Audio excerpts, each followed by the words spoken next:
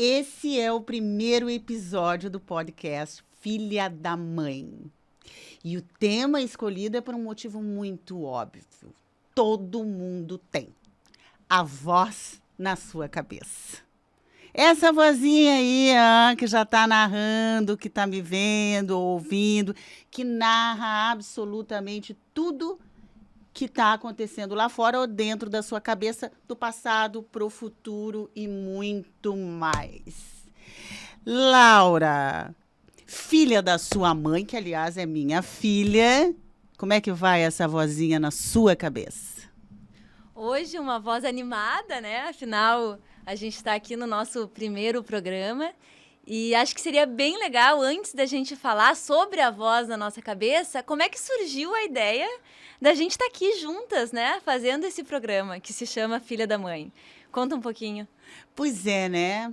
Desde pequenininha, eu comprava um livro para ela, levava um outro livro, né, nas nossas viagens e tal, e cada uma tinha que ir lá ler e dividir com a outra a história do livro.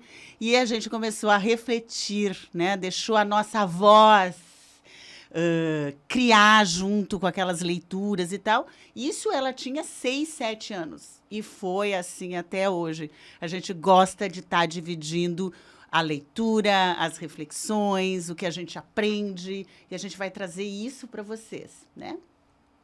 É filha da mãe, né? Uma grande ideia, gente. É isso aí. Então, a ideia é da gente poder ter as nossas conversas nesse espaço e poder trazer benefício não só para a gente, mas também para quem está nos escutando. E pensando no tema, né, a voz na minha cabeça, eu acho que tem duas grandes libertações que a gente pode vivenciar. Uma é quando a gente se dá conta que nós não somos essa voz. Essa filha da mãe foi boa.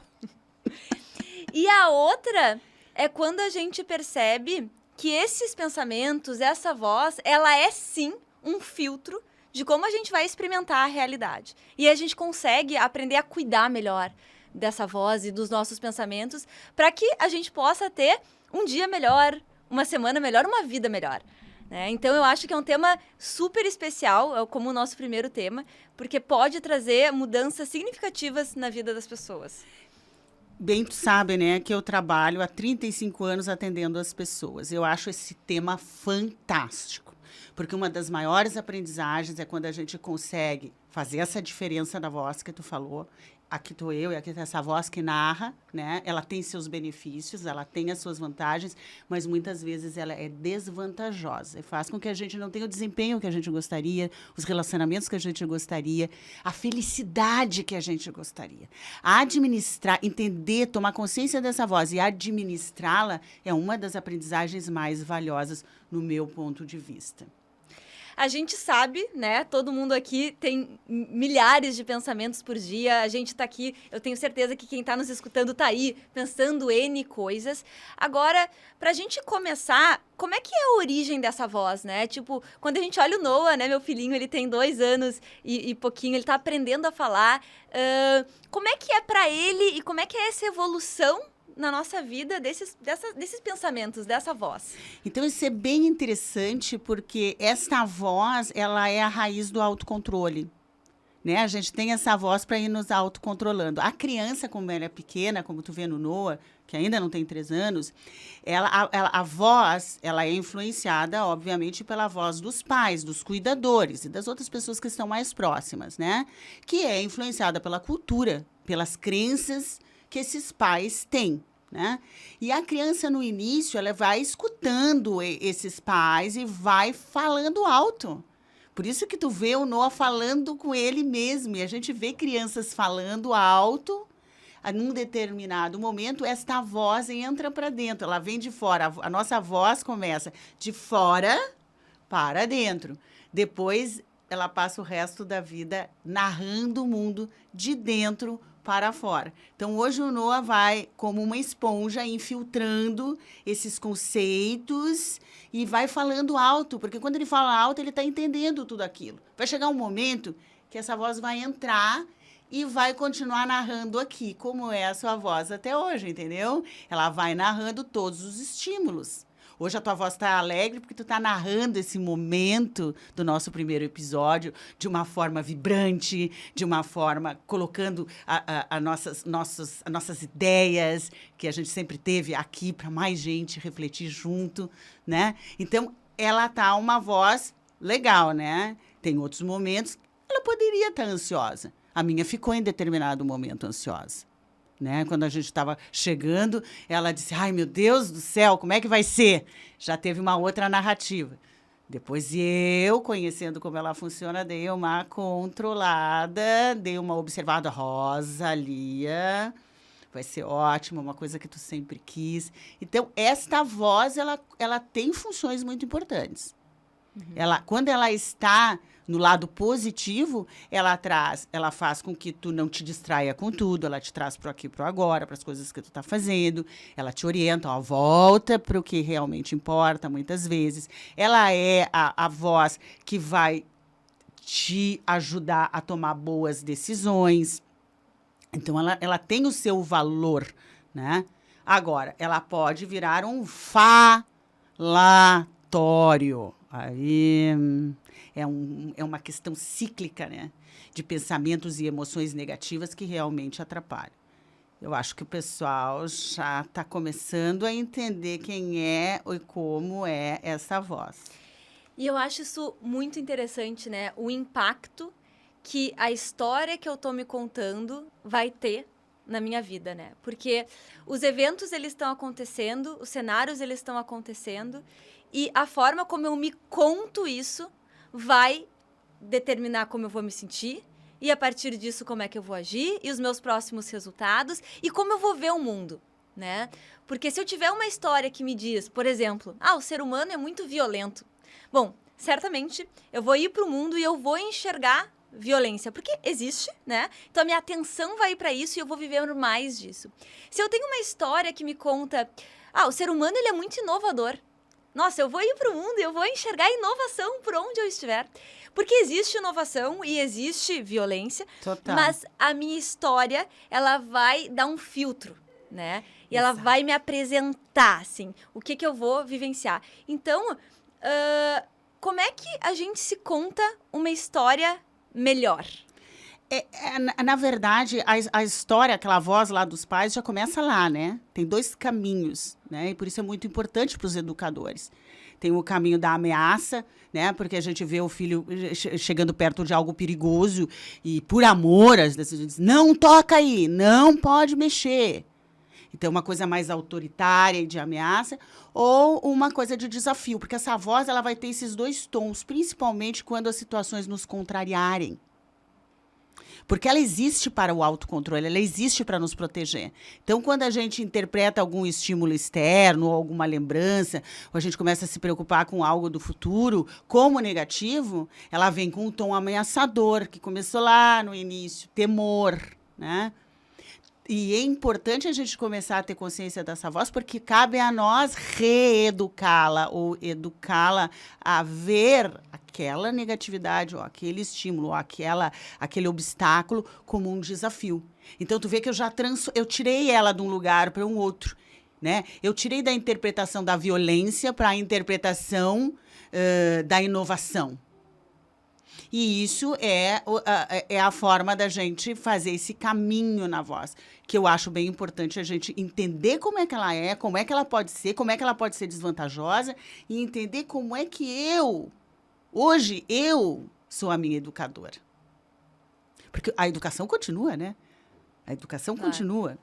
Eu vejo agora, tu falando isso em relação ao Noah, né, o meu filho, como depende de como eu tô. Né? Então, assim, se eu tô num dia mais ansiosa, se eu tô num dia mais distraída, sabe? Mais agitada, eu naturalmente vou ser mais ríspida, ou tipo, não faz isso, vou ser mais, né? Isso é perigoso, é mais duro, assim. E se eu tô bem, vai ser mais fácil pra mim direcionar pra uma coisa boa, né? Então, às vezes...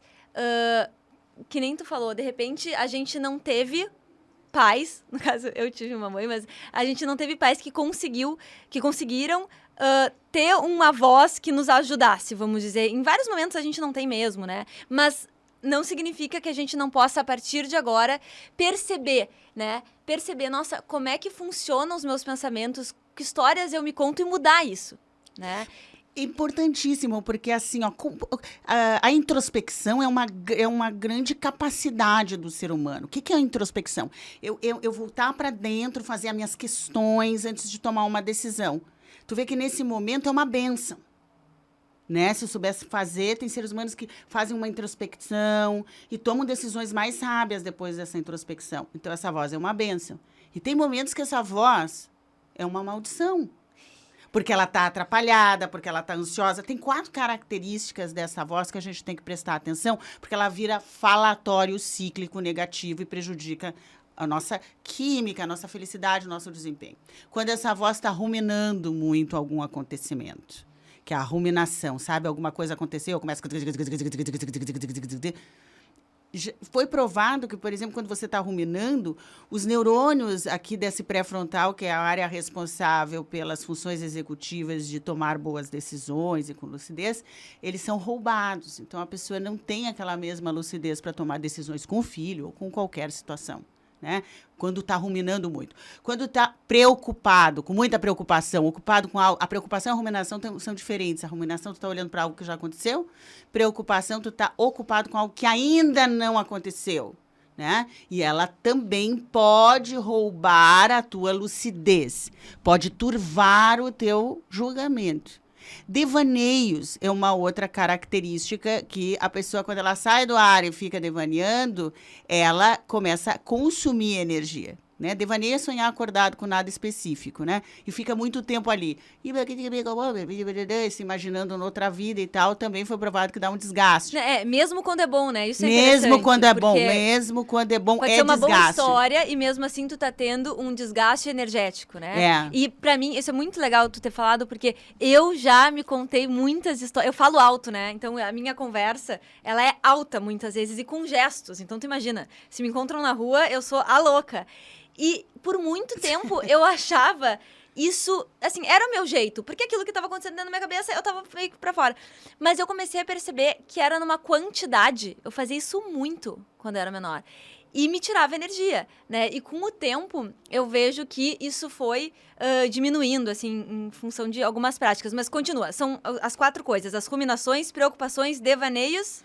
E a ansiedade, né? Quando ele está muito acelerado. Por quê? Porque prejudica o teu CEO, que eu digo, a parte mais importante do teu cérebro. Inclusive, fez lembrar-me uma vez que eu vou até o banheiro no aeroporto, né? Venho voltando, olha para a fila. E a Laura lá falando com quem essa menina está falando, e gesticulando, de pititi, patatá, quando eu chego. Não é ninguém.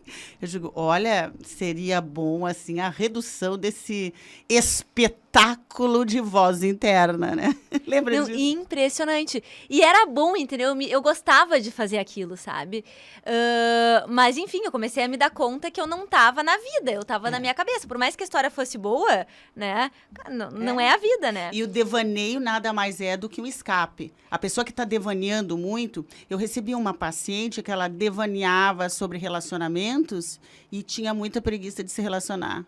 De manhã ela acordava devaneando, tinha muita preguiça de levantar, de trabalhar. Então, estava produzindo procrastinação generalizada na vida.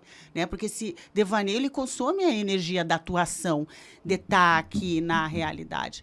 Uma outra coisa interessante desse falatório são os números que os pesquisadores trazem de laboratório. Né? Você sabia, assim, que 1 minuto de voz interna falando foi medido, dá em torno de 4.000 palavras. Nossa. Um discurso falado, um podcast aqui de 1 hora, ou de um político, ou de uma palestra de um palestrante, 1 hora, em média, é 6.000 palavras. Faladas alto. Então faz o cálculo, se tu fica 16, essa pesquisa tem os cálculos. Se tu fica 16 horas acordado, em média, por dia... Tá? Se tu escuta dentro da tua cabeça 320 discursos. São muitos pensamentos, né? O que tu tá querendo dizer é que quando a gente fala é muito menos, né? Quando a gente tá aqui conversando, é muito menos palavras do que dentro da nossa cabeça, né? Na nossa cabeça é tudo muito...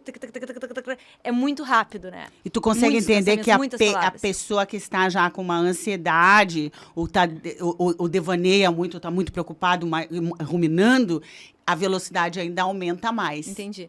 Tá, então vamos lá. Tu tava falando o seguinte, então, quando essa voz, ela é prejudicial, ela tem quatro possibilidades aí, né? A pessoa pode estar ruminando, pode estar preocupada, pode estar devaneando ou pode estar ansiosa. Então, tu percebe, tá? Essa voz aqui, esse falatório aqui, ele tá sendo prejudicial. Quimicamente, em relação às tuas ações depois disso. Então, muito bem.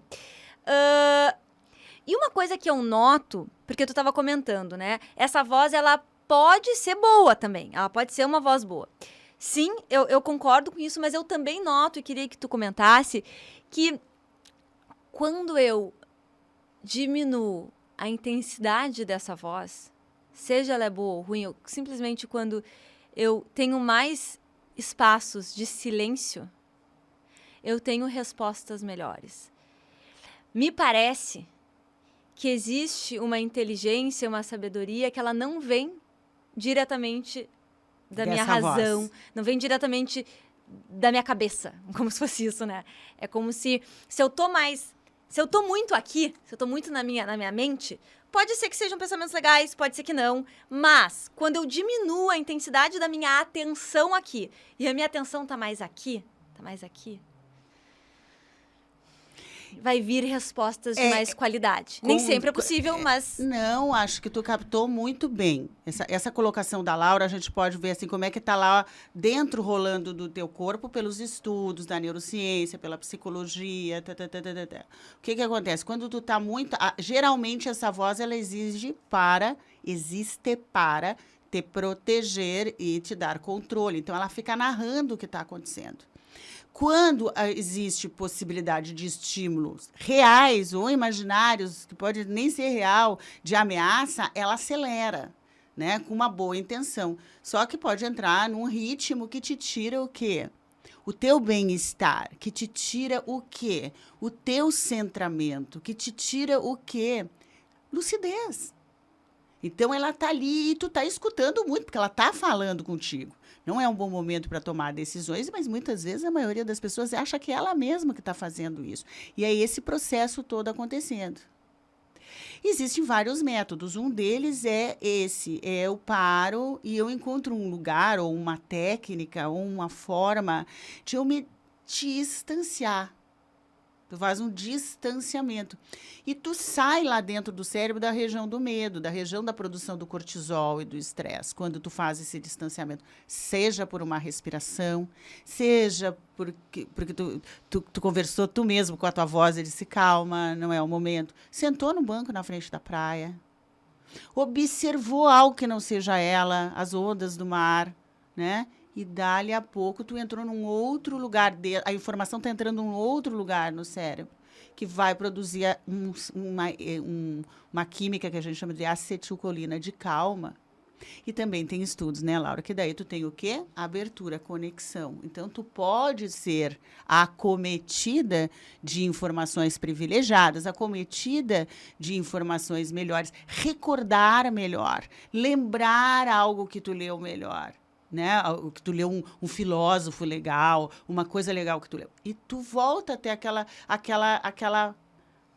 lição e te acalma, te sente bem. Não é assim que rola lá fora? Sim, nem sempre, assim, não é uma coisa extraordinária, né? Não é uma coisa assim, meu Deus, agora é uma super resposta, super criativa. Não é isso, mas é uma paz que permite mais qualidade, vamos dizer assim, sabe?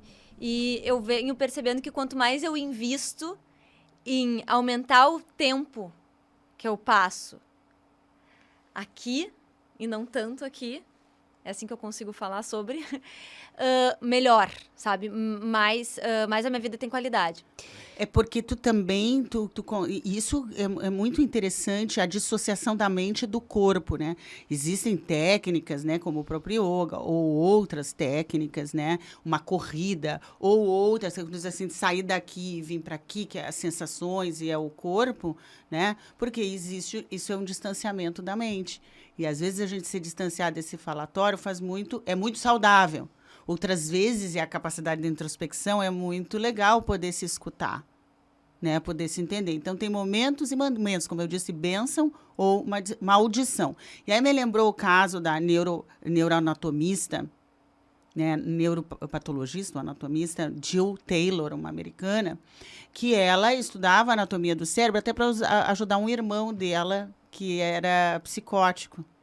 Ela queria entender melhor o cérebro, porque ele tinha uma voz completamente que levava ele para um lugar de psicopatia, né? Uma voz completamente doida, louca, alucinatória e tal. E ela fazia esse estudo, não que ela quisesse curar, né, a esquizofrenia do irmão, mas ela queria entender a voz desse irmão. E um dia ela teve um derrame, e ela estava na esteira, né, correndo, e sentiu que ela não era mais ela, que o corpo e a mente dela não tava mais conectando. Ela começou a não conseguir mais conversar com ela mesma. Ela disse, tem algo estranho. Foi difícil para ela, mas ela pegou o celular e conseguiu ligar para o pesquisador que trabalhava com ela. E o pesquisador percebeu que estava acontecendo alguma coisa. E ela era um derrame mesmo no lado esquerdo do cérebro, ela foi hospitalizada. Mas esse derrame na área que aconteceu silenciou a voz interna. Ela ficou sem voz, imagina, não tinha mais ninguém narrando nada. E ela não conseguia pegar um copo d'água, porque a voz não dizia para ela, pegue um copo d'água, sabe? Que é a memória de trabalho que a gente faz, né? Eu tô aqui refletindo, pensando, a voz está me lembra coisa, fala isso, fala dessa neuropatologista, daí daqui a um pouco eu consigo eu pensei, rapidamente pega a água, ó. Toma um gole d'água. Eu consigo fazer isso. Ela não conseguia mais. Por quê? Porque não tinha mais a voz aqui na cabeça dela. Eu, só de pensar, começa a me dar um pânico. Porém, ela teve uma outra experiência ao mesmo tempo, né? Que depois de 8 anos que ela melhorou, ela voltou, fez até um TED sobre isso, que foi uma paz imensa. Não ter a voz, ela começou a sentir uma libertação, uma paz, uma êxtase, uma coisa assim extraordinária. Ela se sentia muito bem, porque a voz estava zerada. Depois fizeram a cirurgia, tiraram o derrame, né, que tinha acontecido, a bolha de sangue dela. Ela foi naturalmente, gradualmente voltando e recordando tudo e narrando. Foi um aprendizado, né? Então, tu vê que interessante é isso, né? E na gente encontrar, e a gente está conversando sobre isso para as pessoas pararem e poderem parar para pensar sobre essa voz na minha cabeça. Ela é uma aliada? Quando ela é uma aliada? Boa. Vou pegar esse gancho. Quando a gente evita algo por conta de uma voz, por conta de uma história que a gente se conta. E como a gente faz, porque é onde a gente não é livre, né? Vamos dizer assim.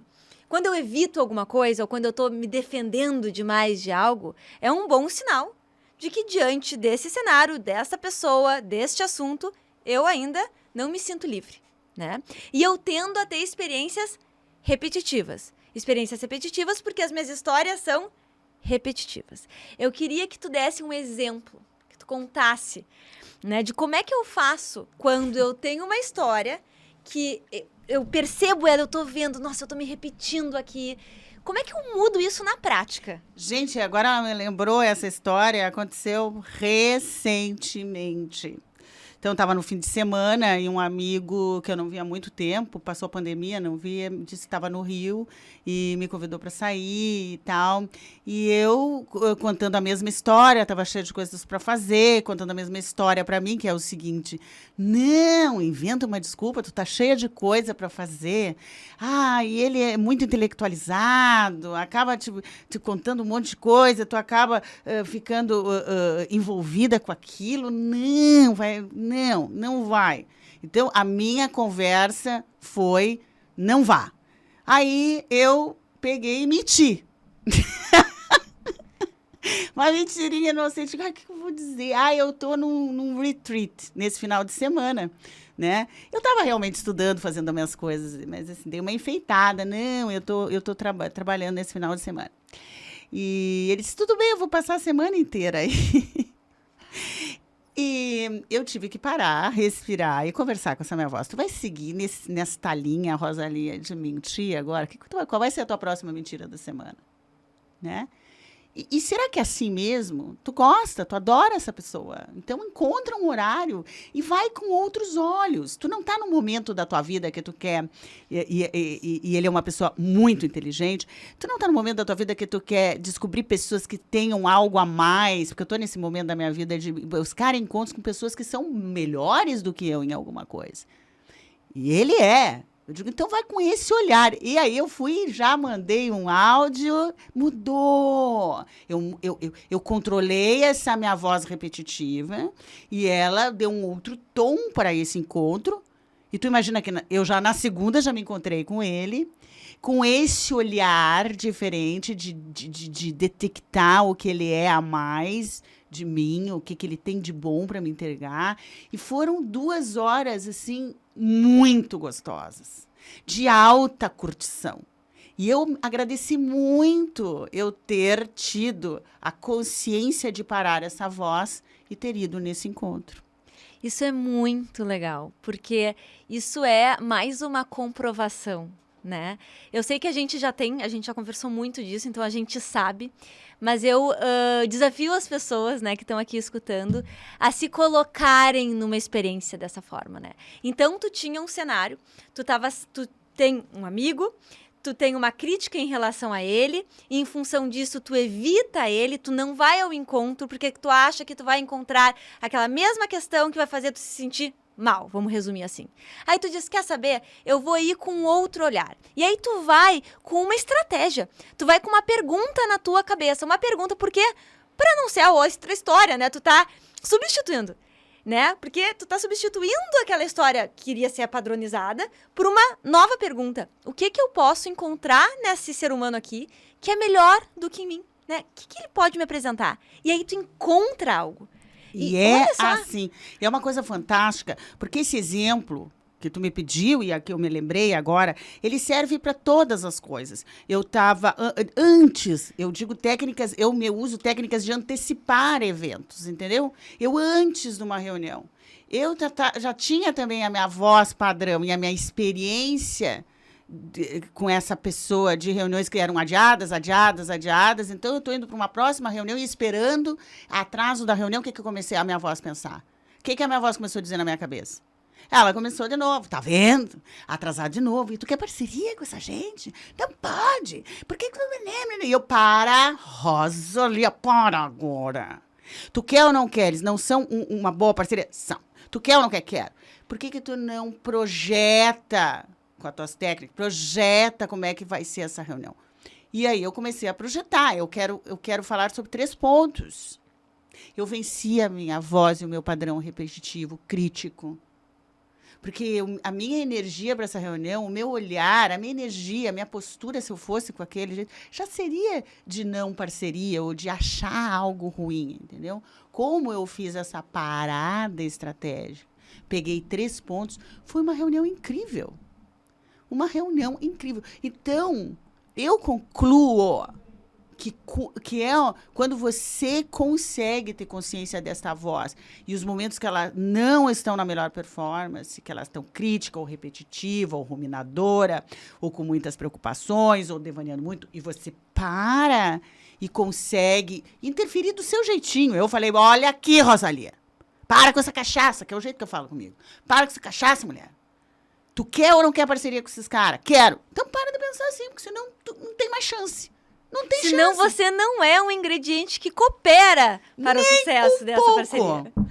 Quantas vezes nós não somos um ingrediente que coopera e culpamos o outro? Mas fui eu que já fui para a reunião sem cooperar.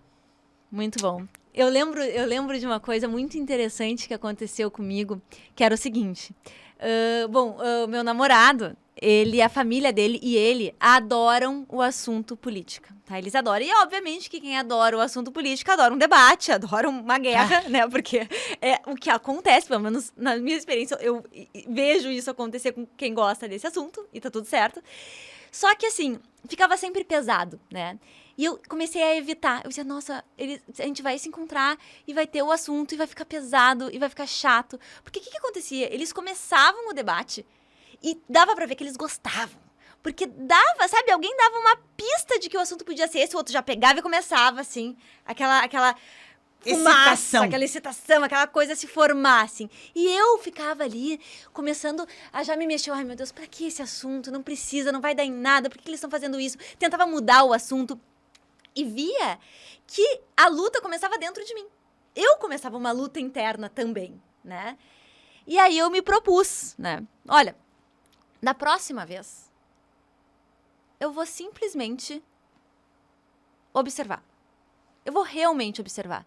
Eu vou sair daqui e dessa história que não devia, que devia ser outra coisa, que deviam estar falando de outro assunto, que é muito pesado, porque esse assunto, porque que a gente não muda. Vou parar com isso e vou só estar ali, em paz. Vamos ver como é que vai ser. E eu tava num restaurante. E era sempre, então eu tinha muita oportunidade de treinar. E aí, a gente sentou no restaurante e começou, né? E começou. E eu fiquei ali escutando. E respirando, né? A respiração sempre me ajuda, assim, mas escutando, eu tava escutando tudo que eles estavam dizendo e respirando, assim. E lá pelas tantas, eu tive um ataque de riso, né? Assim, eles estavam tão envolvidos que eles viram meu ataque de riso e continuaram, né? Eles deram bola. Mas foi, assim, olha, revelador. Porque eu me dei conta que aquele evento, ele não tem nenhum poder sobre mim. Ele não tem nenhuma. Ele não tem nenhum, meu Deus! O poder é a história que eu tô contando, que eu me contava antes. Quando eu não tô me falando tudo aquilo, eu sinto alívio. E é, assim, uma das maiores descobertas. É quando tu se dá conta disso. Porque aí tu começa a poder decidir mais, né, algumas coisas. E aí foi muito curioso também, porque acabou ali, eles estavam conversando e aí vem um senhor e diz, meus parabéns, vocês estão aqui debatendo porque vocês se importam. E eu nunca tinha pensado por esse lado. Talvez eles se importem mesmo, talvez isso seja uma coisa que para eles é super importante. Então, além de tudo, além de eu ver que, poxa, os eventos, eles não têm o poder, esse poder independente, quem dá esse poder sou eu, né? Tem a possibilidade de ver de outra forma, né? Exato. Eu acho, assim, que a gente chegou na síntese, que é pra gente, toda essa nossa reflexão, convidando você para refletir junto com a gente, e a gente escolheu esse tema porque a gente eu percebo na minha história de vida que não é o evento, e sim a forma como eu enxergo esse evento, a forma como eu falo comigo, essa narrativa.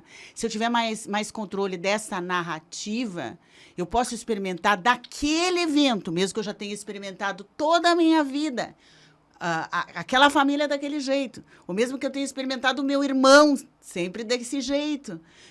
Isso é a grande revelação da vida, foi para mim, né? Porque quando eu comecei a me dar conta disso, eu comecei a experimentar aquelas pessoas que eu era radical, como meu irmão, como outra pessoa, de um jeito diferente. Não que eles mudaram, eles são exatamente as mesmas pessoas. Eu mudei a minha narrativa, eu fui predisposta, com disposição para ver diferente. E o que a vida me devolve? Que é diferente quando eu vou diferente. É isso que a vida me devolve em todos os contextos. Em todos. E nós podemos aqui ficar citando 1000 exemplos. E se a nossa audiência, o pessoal que está aqui nos vendo, ouvindo, escutar isso, ele vai entender, ele pode carregar isso para qualquer área da vida. Antes de reunião, antes de encontros, antes de julgar, e para não viver o repetitivo. Muitas pessoas me dizem, Rosa, eu tô cansada de viver o mesmo. Então, presta atenção no que tu tá narrando para ti mesmo. Presta atenção e muda, porque o teu papel continua sendo de te educar. Esta voz, quando tem estímulos ameaçadores, a tendência dela é se sentir ameaçada. E aí começar todo um processo que tu vai ir para as experiências da vida e para os próximos momentos da vida com a pior roupagem. com a pior roupa interna. E aí tu quer um monte de coisas, tu tem direito a um monte de coisas, tu tem direito à curtição, tu tem direito a tudo de bom que tu quer. Mas a roupa que tu tá vestida não tá adequada à situação que tu quer viver. Então, se a gente conseguir trazer essa reflexão e dizer, olha, quem sabe a gente faz isso, isso, isso daqui para frente. O que tu acha quando a gente sintetizar isso? O que seria a primeira coisa para eu... Eu acho que a primeira coisa é a tomada de consciência. É esse distanciamento. É quando eu noto, quando eu percebo, opa, tem Tá uma aqui. voz aqui que tá me ajudando, ou normalmente é porque não tá que eu noto, né? Opa, tem uma voz aqui que não está me ajudando. Isso. Então, é esse espaço. Então, eu tenho um espaço entre meus... Porque aí eu posso fazer alguma coisa, né? Então, vamos dizer assim, esse primeiro passo é consciência e é o que a gente trouxe aqui. Então, nós já cumprimos com esse papel. Trouxemos para você a consciência de que... Tome consciência que essa voz não é você. E ela tá ali. E tu vai tomar consciência, principalmente quando ela estiver no falatório negativa. Quando ela estiver numa boa, ótimo, né? Você está em boa companhia. Exatamente. Um segundo ponto que a gente está dizendo aqui é se experimente, entendeu? Se antecipar em determinadas situações, né? Para te se reeducar, né? Tu não vai se reeducar para tudo de uma vez. Tu vai fazer para uma situação, para um evento. Da mesma forma que tu contou o teu exemplo, eu contei também. Tu vai perceber, né, uma história repetitiva, algo que tu evita, e tu vai ir com um novo olhar, E com não uma pergunta faz, nova. e não faz o comportamento geral que a gente faz. Eu e tu fazemos e a maioria das pessoas fazem. Que é, eu já sei como é que vai ser e evito. Isso, isso. Tu vai fazer diferente. E vai... Que é um treino pra tua vida, entendeu? Vai Grande com treinamento. esse jeito, entendeu? Com essa perspectiva. Cara, eu vou aqui me treinar, eu vou aqui evoluir, eu vou aqui me transformar. Então, eu vou usar dessa experiência que costuma ser difícil, que eu costumo evitar, pra aprender alguma coisa, né? Então, eu vou pra essa experiência e eu vou com um outro direcionamento, né? Como, por exemplo, né? O que eu posso apreciar nessa pessoa? Eu vou passar a reunião inteira pesquisando. Né? Vamos dizer que é uma pessoa que tá sempre criticando. Tu vai encontrar algo que tu não tinha encontrado antes. E isso já é uma mudança, né? Porque então, é o foco, né? O foco determina tudo, é o teu zoom. Qual é o zoom que eu vou dar para essa reunião? Qual é o zoom que eu vou dar para esse jantar? Que seja diferente do que me faz sofrer. Porque não existe certo. Ah, mas a pessoa é chata. E será que eu dei um outro zoom de procurar alguma coisa de boa? Ou eu não me relaciono? Se eu der o zoom em outra coisa, será que eu não vou perceber outras coisas? eu acho que o mais importante do exercício, né, é tu notar o poder que tu tem. Esse é o mais importante do exercício, né? Se a pessoa é chata ou não, não importa. O que importa é que tu tem um poder de enxergar coisas que tu não tá vendo, né? E olha que bonito isso, né? Porque aí a tua vida pode ser muito mais de qualidade. Então, testa. Não, e agora tu me fez lembrar... o Instituto of Noetic Science, que estuda as situações transformadoras da nossa vida, quando a gente se transforma, né? Quando a gente tem uma grande transformação, as experiências picos de grande transformação. Então, foi pesquisado várias linhas que trazem transformações na vida da pessoa, ou como acontecem essas grandes transformações na vida, né? E eles dizem assim, a transformação não é porque você foi para um outro lugar ou passou a ver coisas que você não via. Não, é no mesmo lugar onde você estava, é estando e vivendo do mesmo jeito, naquele lugar, com aquelas pessoas. E você enxerga coisas que já estavam lá, mas que antes você não enxergava, porque o seu filtro estava muito negativo. Porque a transformação ela é uma mudança de percepção, né? Assim, resumindo, né? A transformação, na verdade, ela não é uma mudança do cenário. Ela não é uma mudança dos eventos. Essa pessoa não vai ser outra pessoa. Quer dizer, até vai, né? Pra ti, porque vai mudar a tua percepção. Então, a transformação é uma mudança de percepção. E Proust ainda disse, agora eu me lembrei disso, que eu acho sensacional, guardo sempre isso. A viagem, você não precisa viajar para outros lugares para ter coisas maravilhosas. Você precisa ter novos olhos. Que bonito. É lindo, né? Ter novos olhos. E a gente está propondo para você que você tenha novos olhos, tome consciência, antecipe, decida diferente, não deixe essa voz impulsivamente decidir por você. E saiba que a transformação não está numa experiência nova, num lugar novo ou com pessoas novas. Não! está no seu olhar diferenciado. Obrigado pela sua presença aqui, obrigado por estar com a gente. Laura, bem, filha da sua mãe, muito obrigada. Muito obrigada, mãe. Muito obrigada a você que está nos assistindo. Eu espero, de verdade, que tenha trazido benefício para sua vida.